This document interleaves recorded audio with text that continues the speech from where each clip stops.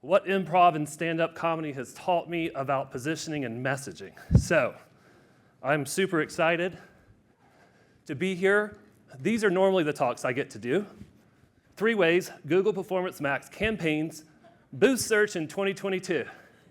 That is what I get to look forward to next week. I raised my hand for this conference in April of 2000, and I want to say thank you to Josie and Richard and all the amazing work they've put into the product marketing community. I wanted to be a part of it, so I said, hey, I'd love to give this crazy presentation in April of 2020.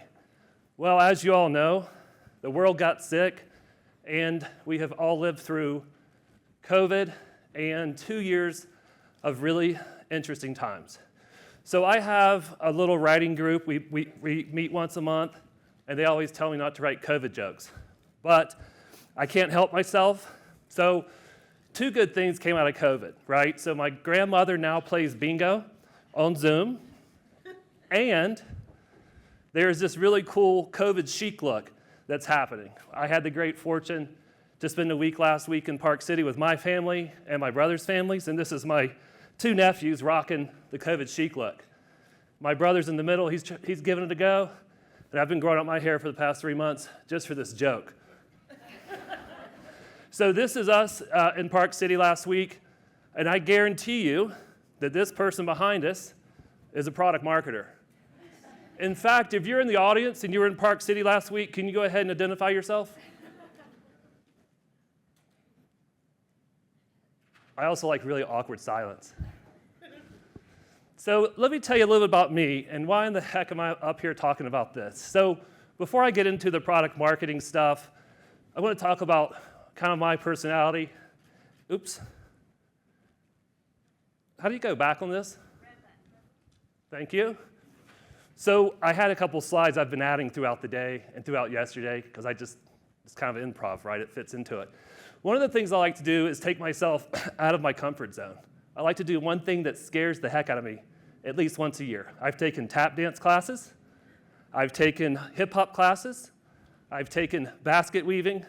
10 years ago, I signed up for Improv 101 at a local comedy club. I'm from North Carolina, so they had a great comedy club in Chapel Hill, and I took 101, and it scared me to death. Well, I also fell in love with it. So I took 101, 201, all the way up to 601, and it was amazing. So I joined an improv group, an improv troupe, and we performed throughout the Southeast. This is usually when I say, any questions? You're from Durham? I am. What high school? Jordan. Jordan? Yeah. I went to Northern. This guy over here is from Chapel Hill. Okay, this is awesome. Thank you for that setup. She's my plant. So first day, I met an amazing group of people from a local company here in Denver called Form, and I was talking to them and saying, hey, I need a volunteer for tomorrow. Anybody want to do it? And they're like, oh, no, we're all introverts. And this is the most self-aware group of people. I've heard introvert. I learned yesterday from Clara, ambivert. That's really awesome. I'm an extreme extrovert, so I get amazing energy from your lovely faces, your nodding heads, and as this presentation goes, it starts building, and I get this energy, and it just kind of like, I have no idea where it's going. So it's kind of fun to buckle up. But the other part of that is one of the persons, her name's Lauren, and she said, I went to high school in North Carolina in this small little mountain town called Boone. I'm like, oh, there's one high school in Boone, Watauga High School. I've got friends that went there. And she said, oh, I graduated in 2013. I know I look really young, but my high school graduation date was not anywhere near 2013. So that was a classic case of yes, but. We're going to go into yes and in a second. We heard about it yesterday. Lauren yes butted me. That ended the conversation. That was that. But guess what? I've talked Lauren into volunteering in a second, so wait up. Thank you, Lauren. So quick rules of improv. Be willing to fail. It's a sign of taking risk. Take risk. It's the only way you're going to learn and stretch, and then commit. Commit to the scene, commit to the game, commit to the presentation, fail big and succeed big. And then most of all, have fun. It does make everything better. And if you take things too seriously, you're not going to want to risk anything. Most important thing with improv, and I'm going to tie this back to product marketing, maybe. This elevation gives me dry mouth, apologies. Any questions?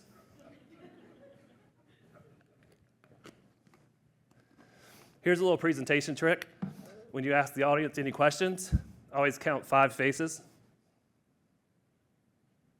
And then on the 4th second, somebody works up the courage to ask a question. You can write that down, that's a takeaway. So what is yes and? Yes and really keeps you open to your own and to others' ideas, and it at least allows you to just try them out. So what is yes and? Hey, can I have any volunteers who would like to come up and walk me through and walk the audience through what yes and in an improv scene? Oh, there's a hand in the back. Come on up. Give her a hand. This is Lauren. Yes.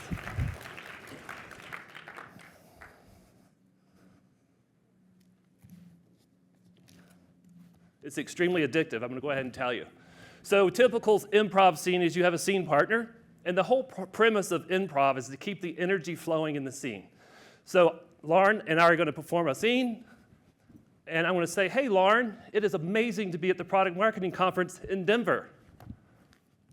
Yes, Gary, and the weather has been amazing.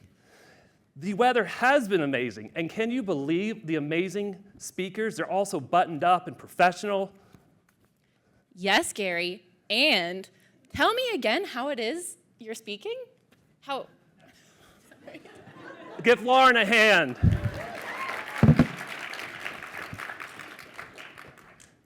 That was perfect, total improv. Thank you, Lauren. You should have seen her face yesterday when I asked her if she wanted to do that. Awesome. Okay, after improv for about 7, 8 years, I started getting comfortable in it. So then I said, okay, what's next? Stand up. I want to do stand up 101. Did 101, 202, 203, whatever. And I did stand up for 2 years before COVID happened and they shut down all the theaters. So stand up, if you don't know, it's basically you, a microphone, a stand, take the microphone out, move the stand back here, and then you're up there in front of the audience with your original written material, and the only way to know if something's funny is if you go out and test it in front of an audience. I know the audience here, the persona, marketers, product marketers, or whatever, but improv comedy is super, super scary. It's no joke. That joke never lands.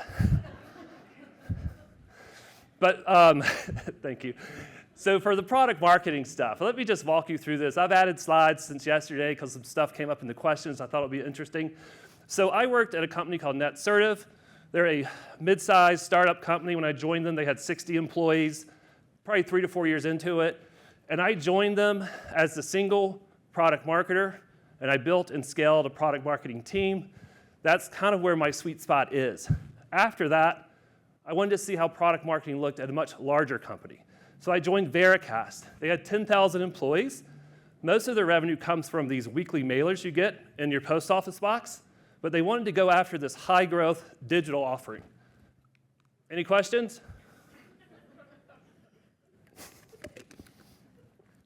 This is probably my first and last Product Marketing Alliance conference. Thank you, Rose, for having me. So I joined Veracast, and 10,000 employees, 450 sellers, and I led the product marketing effort around high-growth digital marketing products. CTV, an e-commerce offering, which was great because we worked with brands like Target and Walmart, and everybody's ordering groceries from home and having them shipped to their houses. This was right at COVID. But I got kind of, not bored with it, but I got bored with it, and then I joined Athena last June. Athena is the exact same size of NetSertive, mid-size, startup, 5 or 6 years in the running. And to me, this question came up some, so I just kind of wanted to show you how I think of product marketing. To me, product marketing is the most amazing and important position in a company. You guys are all, the product marketers in the room, are the best of the best. I'm humbled and honored and surprised that I'm standing here in front of you because your presentations, the conversations I've had, have been mind-blowing. but you can truly achieve the most leverage with product marketing. We've all seen this beautiful Venn diagram put out by the Product Marketing Alliance, how product marketing overlaps with product, marketing, customer success, and sales. I have explained this 100,000 times to board members, to CEOs, and here's one way I like to describe it. Think of it as a food truck. Product managers inside the truck making the food, marketing is creating these really awesome logos, and managing the website, and another logo. And this is a real food truck in North Carolina, by the way. You probably can't read that, but it says Redneck Barbecue Lab. For real. And then product marketing works on the menu. So that's kind of a fun way to think about it. This is a really fun one that I also like to use, if you haven't seen it.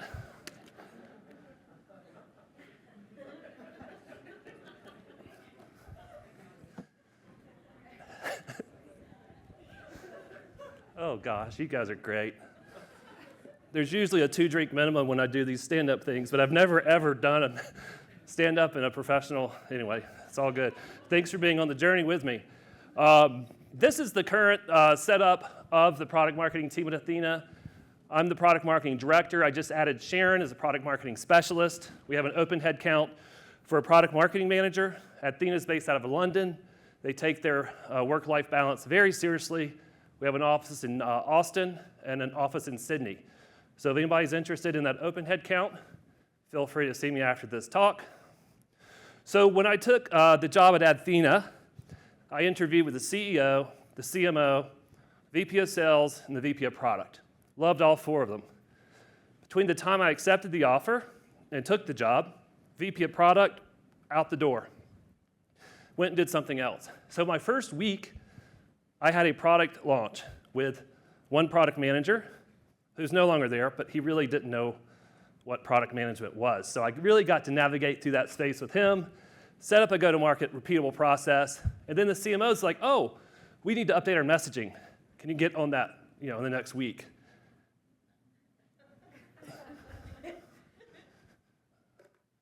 Awkward pause, awkward pause, awkward pause. It's all good.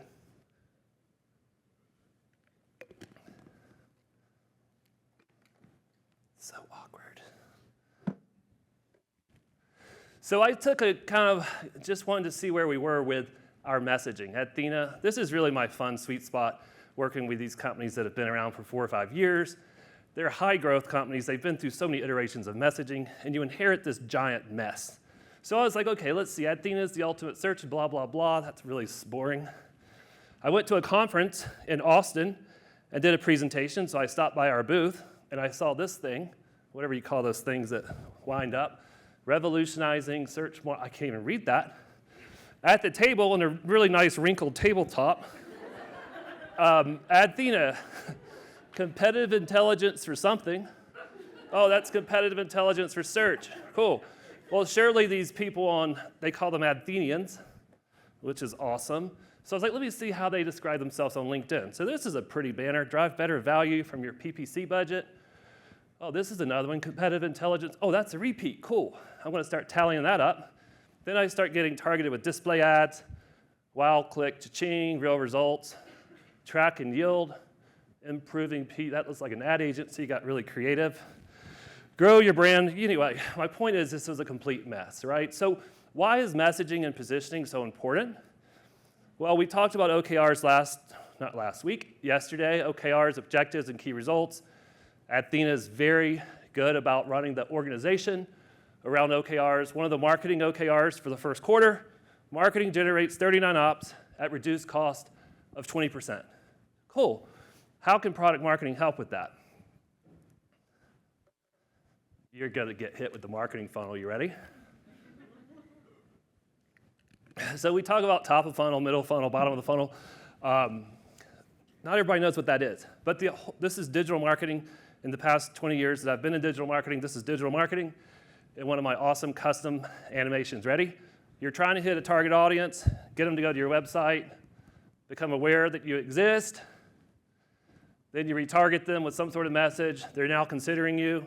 And then you get them to go to your website and at least request a demo.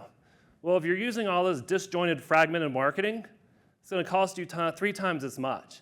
If you get your marketing or your messaging really buttoned up, you'll be a whole lot more efficient. So that's how I'm contributing and my team's contributing to the OKR of generating 39 ops for 20% less. So how did I go about doing this? I took a pause and said, okay, surely all these Athenians on LinkedIn are describing themselves in a uniform way. Well, that's not the case. Here are 10 descriptions of Athena, and to really top this off, that's the CEOs, that's the sales director, that's the chief technology officer, sales director, and the CMO, who I report to. I need to tie my shoe. You guys take a quick meditative break. This was the third thing that came out of COVID, is I'm on 617-day streak of meditation. I highly recommend it. It's awesome. Thank you. So I said, cool, I want to dust off my positioning hat. I want to dust off the dust that's on this book. I don't know if you've seen this book. It's great. It was written in 2001. And then somebody pointed me in the direction of April's book. And I was like, sweet, I love April's book. And she gave me some really good tips and pointers. Sorry. I've got a slide coming up that supports that. So really, let me just go forward to that slide. Bear with me. So in April's book, and I completely ripped this off. I highly recommend her book. But position's the background, the reason you're telling the story. Messaging is the content served to support the positioning. And at Athena especially, we're too close to our product to realize that the market may not think of it like we do. This is the importance and exercises the importance of inputs. So we at Athena are really good with our personas. We have 3 personas that we serve. We call one Clive. He's a paid search manager. Bonnie is a marketing manager at a global brand. And then Buck is the CMO or VP of marketing at a major global brand. So I'm kind of cheating because I know who our personas are. When I do a stand-up at a club, I don't have any idea who the audience is. Usually there's lights shining in my face. I can't even see them. I don't know who's in the audience, who I'm going to offend. So I just go for it and get feedback from the audience. So I was like, you know what? Let's get feedback from who our customers are. You guys are so engaged. I love it. Thank you. So the 3 inputs I considered. So G2, we have 42 reviews on G2. The questions we asked, what do you like best? What problems are you solving? What benefits have you realized? The second input, we typically only work with brands that spend $50,000 a month in paid search. So we have a general question, what is the biggest challenge you face? And that's the one I factored into my inputs. The third question, how much is your total paid search spend? If it's less than $50,000, we have a nice follow-up email with them. And then the third input was customer interviews that I had with all 3 of our personas, Bonnie, Buck, and Clive. She liked my stand-up joke. She's laughing very hard. So I basically did a customer interview, simple questions, current position, why they purchased an intelligence tool like Athena, why they chose Athena, how do you use the platform, are you managing multiple locations, et cetera. So I took all these inputs, built this really awesome spreadsheet from G2, 42 reviews, the qualifying email, the customer interviews. I'm like, what in the world am I going to do with all this? So I found that our research team used this amazing tool called Dovetail. Have you guys heard of Dovetail? Cool. One nod. Awesome. So I was able to go into Dovetail and basically go through the G2 reviews and highlight the specific things people wrote in their reviews. Google Ads provides such limited data on our competitors. Cool. Highlight that, put that in a bucket called Beyond Google. Provide detailed information on what our competitors are doing. Cool. Highlight that, put that in a competitive landscape bucket. So on and on we go. I went through all the G2 reviews. A cool thing about Dovetail is it takes the customer interviews, transcribes the conversation. This was with Tiffany and Company in Australia, and she basically said, we want to know who our main competitors are, activities across Google search, how much click share they've got, how much impression share they have, what sort of terms they're bidding on, how much they spent. I'm trying to summarize all this into a really cool, crisp, clean positioning statement. So after I did all that work, This little radar plot shows you how much this skews over here towards competitive stuff. We are positioning ourselves as competitive intelligence. Well, we're not like Clue or Crayon or those other competitive intelligence platforms. We are a search intelligence platform. That's a new category, whatever. So it skews over here towards competitive, team of experts skews, and then strategic insights about their own paid search campaigns. So what I did is I created this three-legged stool around competitive landscape, strategic insights, and team of experts. That's a Carolina blue stool, because I thought Carolina was going to win the national championship on Monday, but they did not. So I borrowed this positioning statement formula from Brian, who's the co-founder of AHA. For target customer, what they need, the product service, is a category type, that, key benefit. So I just basically filled in all of my inputs for brands, marketers, and agencies, what they need, want to dominate their competitive landscape, the product or service, Athena, is a category type, search intelligence platform, that's a blue ocean, new category, PTSD, I got it.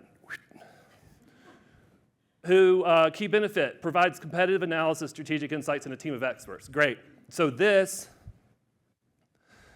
mess that I inherited basically boiled down to, this is a really animation. It's so awesome. It's 75 slides, you're welcome. Athena is a search intelligence platform that provides competitive analysis, strategic insights, and a team of experts that help brands, marketers, and agencies dominate their competitive blah. So it's still long, but we're consistent. Now we have a positioning statement that we can test and we can get feedback on. So this mess gets turned into this. And Connor needs to make that text a little bit larger, doesn't he? And this turns into this. Athena, nice, consistent messaging. This was at an event in Paris. So I'm all done. Awesome. Right? My positioning statement's perfect.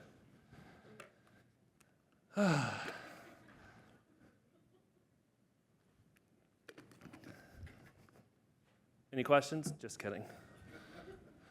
So feedback from Paris. Hey, your positioning's too specific. People don't understand what we did. They preferred the old campaign optimization, brand protection. Let's lean into our comfort zone of these features and let's lean back into features. French market's different. They have no idea who Athena is. Messaging needs to be even simpler. Well, going back to my crazy marketing funnel, of course they're not aware who Athena is because we're putting out 17 different messages about what Athena does. So this is a pushback I'm getting, and I have written that positioning statement, and I have to skip this part, so that's okay. I was going to basically show you the simple joke structure. I'll do it real fast. This is a simple joke structure. It looks very similar to the positioning statement. So the simple joke structure is you have an attitude, a topic, and a premise. That's your setup. That's the unfunny. Then you got an act out and a mix. That's the funny. That equals the joke. So any stand-up comedian wannabes, that's your formula. You basically, as a beginner stand-up comic, you choose 4 attitudes: weird, scary, hard, or stupid. Topic can be anything. Product marketing conference in Denver. The photographer who's taking pictures in Denver. Oh, there he is. Say, hey. I happen to choose self-checkout lanes at Target because of COVID. They can't find employees, so they have one person manning the normal lanes, and they have 4 checkout lanes. It is 50 people deep. Premise, some people can use them, some can't. So the act out and mix is the funny part, and that equals the joke. So I wrote this completely untested joke. This is what it's all about. It's testing jokes. Chris Rock wrote 30 new jokes for the Oscars. He got real-time audience feedback, didn't he? Hopefully nobody's going to come up and do that to me, but anyway. So this is the joke I wrote. I wrote 2 of them. You know what's weird about self-checkout lanes at Target? It seems like some people were able to use them better than others. Target needs to start doing screening like TSA pre-check, basic IQ test, counting to 10, and ability to multitask. Once approved, you get a barcode, and the attendant sits here and scans it. Yep, you're good.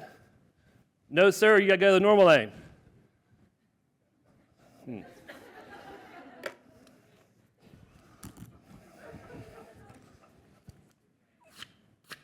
Okay. Good deal. Thank you for that. Feedback. Joke 2. You know what's weird about self-checkout lanes at Target? It seems like some people are able to use them better than others. Target needs to have a shot clock, checkout, delivery is everything.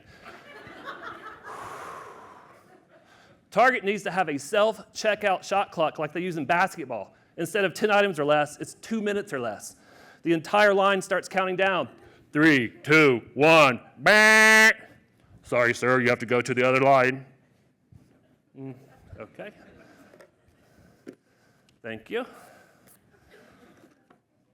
So the point here is not to be funny. The point here is to test your material and get audience feedback. The messaging that I wrote, I love it. I'm very proud of it. But I don't know if it resonates or not. So this is a two-parter. So I'm built up supporting messaging pillars around competitive landscape, strategic insights, team of experts. I took them right from the inputs. And the next step, and this is a continuation, is to use SalesLoft, our BDRs. We have a global BDR team, 3,000 emails sent each week, 2,000 calls logged each week. I have no idea what they're saying. So I would love to get your feedback. If you found a way to monitor and measure this, I have discovered this two-person startup out of New York City called Q and A&I, and they basically have technology that bolts onto Salesforce, bolts onto Outreach. They also had a positioning issue, so they renamed themselves to Buzzle.ai. They came out of the Y Combinator, and they basically are allowing me to see what deals stall and which deals progress. And you can see at the top, lighting the way for you to dominate your competitive landscape. That progressed. The one beneath it, maximize campaign impact, identify, that stalled out. So this is going to be very valuable feedback, and I'm going to present the continuation of this, hopefully, if I'm invited back. Maybe. Oh, sweet. She gave me a thumbs up in Seattle. So anyway, this guy thanks you. I thank you. And I would love for you to connect with me on LinkedIn. So you can tell me how goofy and awkward this presentation was. You can tell me how bad my jokes were. Or you can tell me how to properly do this stuff. So that's my time. Thank you so much. I appreciate it.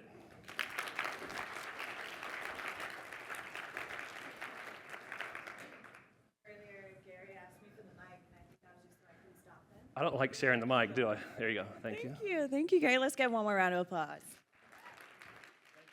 Love that. Very enthralled. We probably have time for one or two questions. We want to cut into lunch a little bit. Anybody have any questions for Gary? If you do, Slido, or I can bring you the mic. Otherwise, we can move it on.